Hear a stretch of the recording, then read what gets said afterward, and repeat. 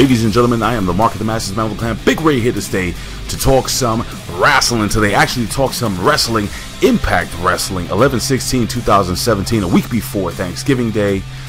Well, I got a quick announcement to make. I've been covering Impact Wrestling on and off here for about, I don't know, 8 years or so. And I'm going to be working with a gentleman who is going to be taking over the Impact reviews here at OneWrestling.com. Now, if you guys know, a couple of weeks ago I worked with a gentleman. You may know him as Ghetto 187. And by the way, let's give a hand to Carl, the cameraman, who will be working with my buddy here that's going to be taking over for me. But anyway, it's going to be Ghetto 187. He's going to be taking over for me. Carlos Astorga. He's going to be taking over for me here at Impact, and I will be moving on to cover Raw. 3 hours of Monday Night Raw every single Monday.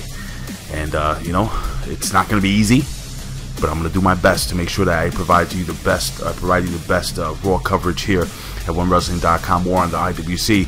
But my boy Carlos Astorga is the man. I love this guy. He's super talented, very, very well versed. He knows his wrestling, and he is just, I might have said it already, talented, super talented. So guys, give him a chance, give him a shot, give him a follow at Ghetto187, and let him know that you know, you're gonna look forward to seeing him here.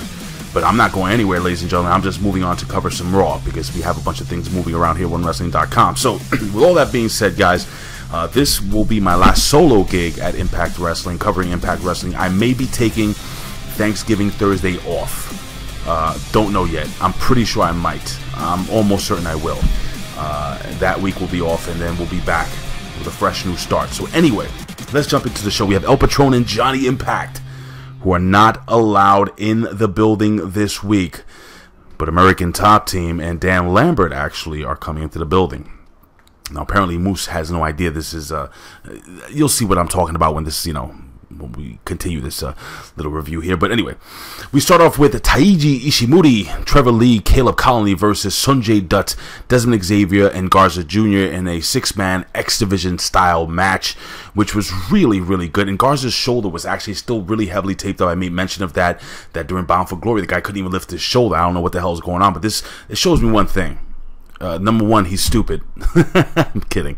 No, I'm not. Number two, he's a tough son of a bitch, this young kid. And I like him a lot, man. I really hope Impact looks to give this guy a push moving forward. I'd love to know what you guys think. Give me a follow at Big Ray's Show, or, you know, leave your comments here below at OneWrestling.com, YouTube /OneWrestling. Video was a very, very fast-paced match as usual, and the heels were, you know, fast tagging in the beginning of the match. But we see we see the big burrito unveiled by Mr. Garza. And listen, after an amazing X19, we have Desmond Xavier, who hits the final flash, which is a flipping, twisting splash off the top rope for the 1, 2, 3. And again, guys, it was a really good way to start off this evening. And then we have a match that I really enjoyed. Two different styles. We had the Impact Grand Championship. We have the challenger Falaba versus EC3, and this guy, he got over with character. And I've been working with Ben Hameen over at Hacker Hameen Media Group, and you know, he is a Rip Rogers guy. Rip Rogers is a guy who's trained everyone. I'm talking about everyone from Randy Orton to Ethan Carter III. And the fact of the matter is, and also Ben Hameen, obviously, and the fact of the matter is that, you know, you're taught there that, you know, you can be amazing in the ring, but you're not going to really get over unless you have character. Look at a guy like Hulk Hogan. You know, this guy had character. Look at the guy, the Ultimate Warrior. The guy had character. Well, Warrior couldn't wrestle his way out of a paper bag, but he had character. And there's some guys that, you know, like, I mean, look at AJ Styles. This guy has been one of the best, if not the best wrestler in the world for years. But now he's developed a great character, so now he's at a different level. And Falaba did the job this week with the bah and the no. I mean, you got to watch the match if you guys didn't watch it. This guy was just totally over. The fans absolutely loved him, and he has such a unique look, and the guy moves so well for a big man. I thought it was a really great match. And round one, we have Falaba, who dominated the first round. He basically steamrolled his way through the first round. I wrote that down on my notes because he did the whole steamroll move gimmick, which was I can't imagine being crushed by that big dude. Round two, we have Falaba, who dominated round two early, but he missed a huge shoulder block, and he ended up hitting the corner post. And then, well, EC3 pretty much took charge of the second round, and I think it was kind of like an 80-20 split, to be honest with you. In my opinion, EC3 most definitely, no doubt about it, this guy actually controlled the second round. He won that second round. I gave it 10-9. In the third round, we have Falaba, who is dominating Ethan Carter III. And both guys are taking it to the next level.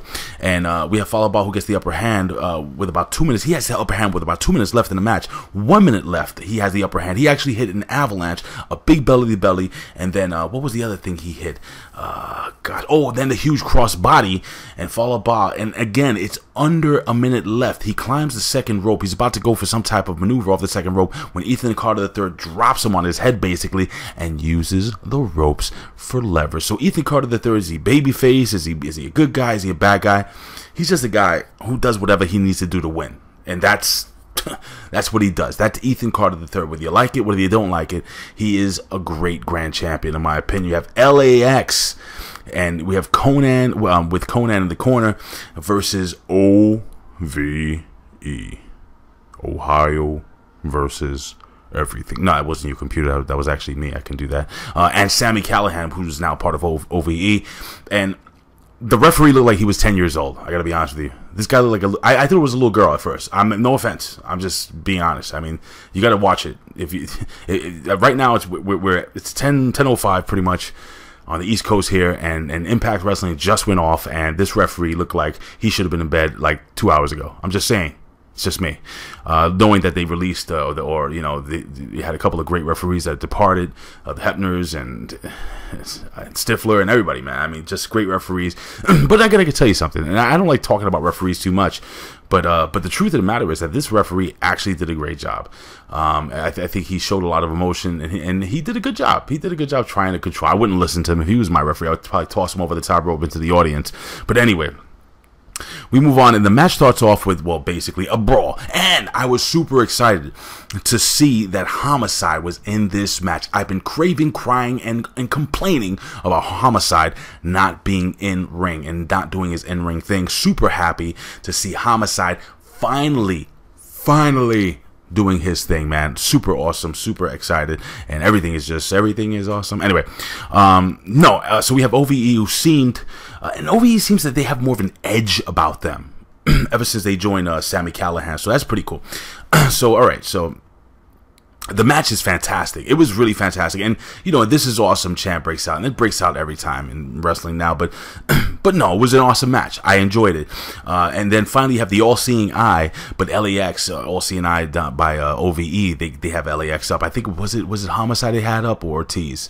I don't know. Anyway, they had one of the guys up in the All-Seeing Eye, and it was broken up by LAX, and LAX actually clears the ring. We have Jay Chris, who gets hit with the Tower of Doom, what would you call it? Tower of Doom Powerbomb Neckbreaker for the win. I forget, is it the 187, or is it the Drive-By? I can't remember what it's called. I don't think it's a Drive-By. Anyway, I can't remember what it's called. The Street Sweeper? I think it's the Street Sweeper. They get hit with the Street Sweeper for the 1, 2, 3, and then there was a chair tossing freaking competition at the end. You have Sami Callihan throwing a chair in the ring, and you have OVE. I mean, you have LAX actually. It was Homicide who throws the chair right back, and it hits Sami Callihan in the face. Now, was this a shoot? I don't know. For some reason, I feel like OVE and LAX really don't like each other. Maybe they're really selling it well. But I'll be honest with you. It seems like legit heat between these guys. I don't know who the good guys are. I don't know who the bad guys are here. But it's just really good. These guys are going to have brawls that are going to last throughout the entire year. And I think it's going to be a nice little feud to watch down the line. You have Ken Shamrock versus... wait a second. Wait, Ken Shamrock is still wrestling? No, they had a GWN gimmick where they had Ken Shamrock. I forgot who the heck he was wrestling, but anyway, Ricky Steamboat was a special referee, and it was just basically pulling over the GWN application. Now we have Dan Lambert, who comes to the ring, and this guy is the man, Dan the Man Lambert. If you haven't heard it, go to Hacker Hameen Media Group, wherever you listen to your favorite podcast. We had an excellent interview at the Impact Attack. I think it was last week's show with Dan Lambert, and then at the end we had Tim Storm, who was pretty awesome. So check that out, guys. But he comes to the ring. He says, "I told you so," regarding the fact that well, basically MMA went over pro wrestling. He said that pro wrestling was exposed, and he says, as it should have been. He buries not only the icebox he calls Canada, but then he buries their money. He says their money is garbage, basically, and he buries the Bret Hart Shawn Michaels screw job over in Montreal, and he continues to just bury, saying that, you know, we don't want you guys to come to California, to Florida, or anything like that. Don't come to the United States, because you come and you don't spend any money. You guys all suck. And he says they're all cheap. I love this guy. I gotta be honest with you. So anyway, so much heat. And then we have Moose, who comes out, and Moose basically cuts a "I'm going to." Oh, by the way, I forgot to mention, Dan Lambert says that, look, I drew up, I have my own, what do you call them, attorneys, those people. They drew up these papers, and listen, this is the release for Moose. I spent the money. I want one of the management, and who the hell is management now? Do we have an on-screen manager? No, I don't think so. But anyway, imagine Dixie Carter comes out. Oh my God. Anyway, does she still own? She still owns a minor part of the company, so they can always bring her in, right? Right? Is that right, Carl? Technically, yeah. Technically, that's what I'm saying. I really do think that they can bring her in as an authority figure. Can you imagine that, Dixie Carter? Oh God. Anyway, so Bobby's supposed to be granted his Impact Wrestling release. Dan wants Bobby's release now in writing, and he's cutting his promo, cutting one of the best promos again every week in any organization. Period. Dan Lambert. Yes, he is the man. But then Moose's music hit. Moose cuts a pretty much "I want to kick your ass" promo. That's basically what he says. And then American Top Team with Bobby Lashley come out and start attacking Moose. But Mr. Sorry about your damn luck, Cowboy James Storm comes out, and he actually makes the save. And Cowboy again cutting a very solid promo. Who was it? One of the MMA fighters, Josh Hartnett, was hit over the head with a bottle of beer by Cowboy James Storm. He had a neck brace on because he actually took the brunt of the beating last week at Bound for Glory when he took the powerbomb onto his old teammates. It was really awesome. Anyway, Cowboy cuts a solid pro wrestling promo, takes the kid's sneakers off and throws them into the audience, that being Josh Hartnett, and it was good. It was good stuff. I really enjoyed it very much. You know, he puts over the whole fact that, we do this for the "this is awesome" chance, and honestly, from what I know in the locker room, they don't like that stuff, and you deserve it. Nobody deserves anything in pro wrestling. You earn everything you get, and that is a fact, Jack. But anyway, we have KM in the back, and KM looking kind of strong. KM comes in the back. He looks different.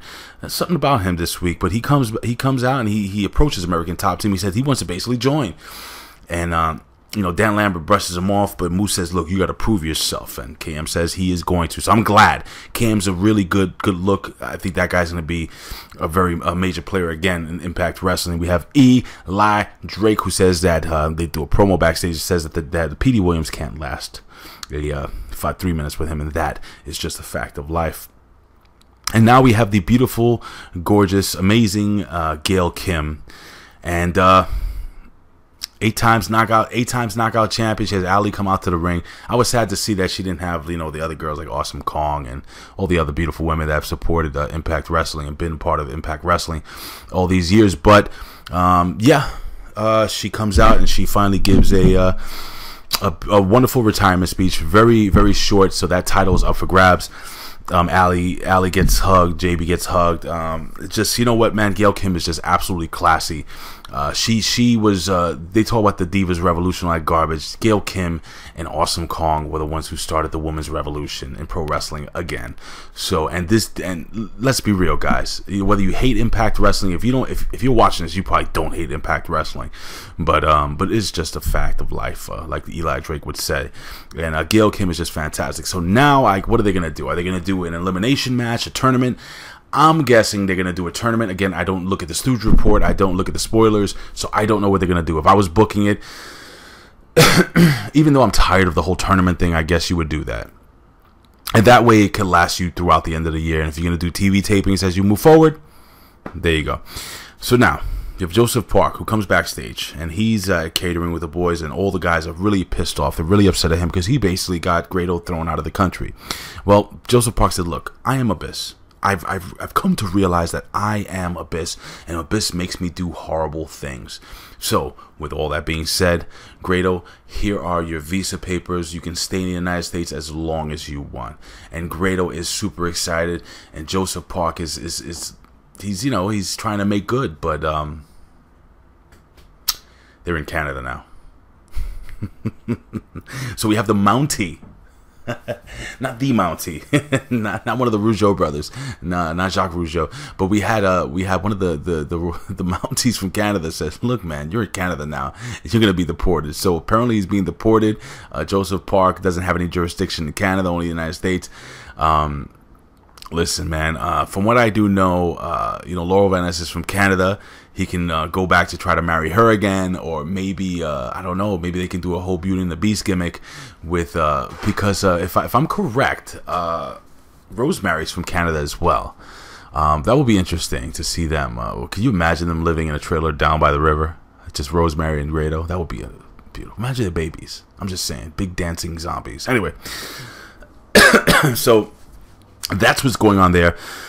Excuse me, guys. We have JB in the ring, and Jimmy Jacobs joins Josh, and he wonders, he wants to take a selfie with Josh Matthews, and he's like, look, you worried you lose your job, which is obviously a jab at the WWE. It's a jab at the WWE because WWE fired him for taking the damn selfie with the ROH guys. Outside of Raw, so ha ha ha, very funny, not really. And then finally, it's the main event for the Impact Wrestling World Heavyweight Championship. We have Eli Drake versus Petey Williams, and listen, this was a solid match, 50-50 throughout pretty much the entire match. And we have a point where Petey Williams actually hits the Canadian Destroyer. It was kind of difficult for me to see a guy as small as Petey Williams, even though he's strong as hell, take it to the champ. And 50-50 again, guys. But you know what? Neither here nor there. I think Petey Williams is he's a legend in Impact Wrestling, and you have to give a legend his due. And the fact of the matter is that Petey Williams absolutely, positively, unequivocally deserves that spot. And I would have loved to have Petey Williams win a title even for a short run. But some guys are just not made to be the World Heavyweight Champion. That is just a fact, man. So Petey Williams put up a good fight. He actually hits the Canadian Destroyer, and that's a move that nobody should really kick out of, but the champ does kick out of that move, and then he goes again. They keep wrestling. Excuse me. He goes for a Canadian Destroyer once again, but then it's reversed, and he's caught in the gravy train, and the World Heavyweight Champion pins him clean. This is the way it should have went off the air. I'm dying here, and I have no water. What am I gonna do? Carl, you are the worst assistant and cameraman ever. But anyway, listen, guys, this was a solid show. If you haven't seen it yet, if it's 10:05 where you are, if it's 10 whatever, and you haven't watched the show, go back, catch it, Daily Motion, YouTube. I'm sure you get highlights anywhere, impactwrestling.com. Guys, this was one of the best shows they've had in quite a while. I can't wait to kind of dissect it with Ben Hameen over at Hacker Hameen Media Group. Guys, hey guys, please do me a favor. Please subscribe here at OneWrestling.com. Leave us your comments here. Hit that little like bell. Hit the little like button. Hit the bell there, guys, to get notifications. We have amazing interviews with Bill Apter and legends in the business, and even current superstars. Guys, we're putting up reviews, previews, and just great stuff here. Connor OK Fabe, myself, Big Ray. We're gonna have Ghetto 187 joining us, Billy Ray Valentine. I mean, the whole crew. Guys, thank you for joining us. We appreciate everything that you've done for us, guys. I love you very much. I always say I would do this for a living, but if I couldn't, I'd do it anyway. Why? Because I love talking wrestling, and I love you guys. Hey, look out for me this week. I'll be all over the place as usual. Love you guys. Peace out. Bye. Oh, wait. What am I saying? I have to... In the words of the legendary Bill Apter, we'll see you at the matches. And in the words of my brother Bill Schuyler, we'll see you down the road. Now.